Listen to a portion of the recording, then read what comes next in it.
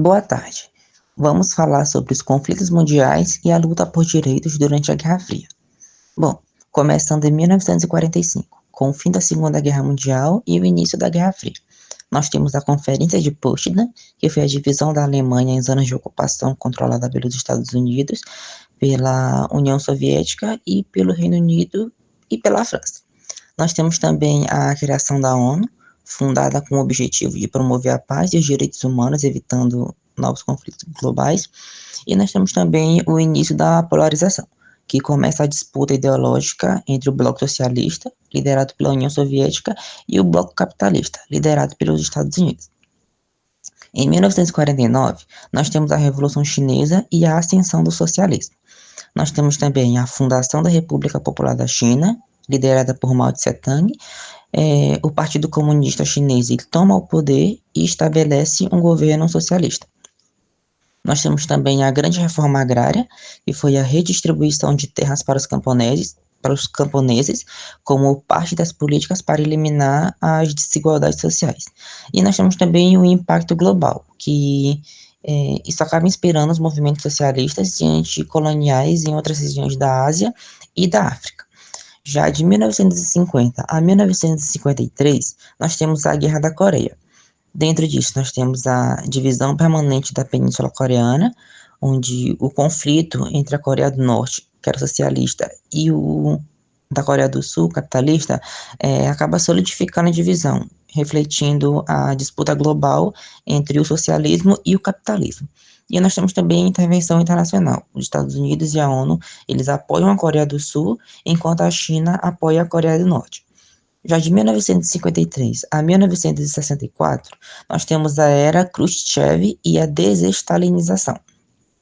Dentro disso, nós temos as revoltas populares na Hungria, em 1956, onde protestos contra o domínio soviético são brutalmente reprimidos, destacando a repressão aos movimentos por direitos no Bloco Socialista. E nós temos também a criação do Pacto de Varsóvia, em 1955, que foi uma aliança militar dos países socialistas em resposta à OTAN, intensificando ainda mais a corrida armamentista. Já em 1957, nós temos o lançamento do Sputnik e o início da corrida espacial. A União Soviética, ela lança o Sputnik, né, o primeiro satélite artificial, marcando o início da corrida espacial e desafiando a supremacia tecnológica dos Estados Unidos. E, em contrarresposta a isso, nós temos o Programa Espacial Americano, onde os Estados Unidos eles criam a NASA e intensificam seus esforços para conquistar o espaço. E o impacto social disso, nós temos a corrida espacial, onde ela é usada como propaganda para demonstrar a superioridade do sistema político de cada bloco. Em 1959, nós temos a Revolução Cubana, onde dentro disso nós temos a ascensão do Fidel Castro, né, a derrubada do regime autoritário do Fulgêncio, instaurando ali um governo socialista em Cuba. Nós temos também as reformas socialistas, a nacionalização de empresas e reforma agrária, com foco na saúde e na educação, e nós temos também a reação dos Estados Unidos, onde o embargo econômico contra Cuba acaba levando à aproximação do país com a União Soviética. Em 1961, a gente tem a construção do Muro de Berlim, que acabou servindo, digamos assim, como um símbolo da divisão ideológica, onde o muro separava a Berlim Oriental, que era a Berlim socialista, e a Berlim Ocidental, que era a Berlim capitalista, impedindo a fuga dos cidadãos do Bloco Socialista. E o impacto nos direitos humanos, a construção do Muro de Berlim acaba se tornando um símbolo da repressão do Bloco Socialista contra a liberdade de movimento. Já em 1962, a gente tem a crise dos mísseis em Cuba. Dentro disso, nós temos um confronto nuclear, um resultado diplomático e um significado geopolítico. No confronto nuclear, a instalação dos mísseis soviéticos em Cuba leva a um impasse que quase resulta em uma guerra nuclear. Já no resultado diplomático, o acordo para a retirada dos mísseis em troca de garantias que os Estados Unidos não invadiriam Cuba, e no significado geopolítico expõe a vulnerabilidade dos Estados Unidos no seu próprio hemisfério, consolidando a posição de Cuba como um bastião socialista. Já de 1966 a 1976, um período de 10 anos, nós temos a Revolução Cultural na China, onde a gente tem a campanha de Mao Tse-tung, onde ele visava purgar elementos contra-revolucionários, reforçando os ideais socialistas na China. Nós temos o impacto social disso, né, que foi a perseguição a intelectuais, o fechamento de universidades e a repressão cultural, o que acabou resultando em milhões de vítimas. E nós temos também a relação com os direitos humanos. Já a Revolução Cultural, ela é criticada por suas violações aos direitos civis e liberdades individuais. E, finalmente, em 1969, a gente tem o primeiro homem na Lua, né, o Apollo 11, onde os Estados Unidos eles enviam os astronautas Neil Armstrong e o Buzz Aldrin à Lua, que acabou sendo um marco assim na corrida espacial. E do impacto ideológico disso, nós temos essa conquista, ela é usada como um triunfo do capitalismo e da democracia sobre o socialismo. E também temos a mudança na percepção global, o que estimula o interesse ali na ciência e na tecnologia, influenciando políticas educacionais em vários países. Já em 1975, nós temos o fim da Guerra do Vietnã. Dentro disso, nós temos a queda de Saigon e as consequências globais. A queda de Saigon, a vitória do Vietnã no norte unifica o país sob um governo comunista. E as consequências globais disso inspirou movimentos socialistas e anticoloniais em outras partes do mundo, destacando o papel dos Estados Unidos em conflitos internacionais.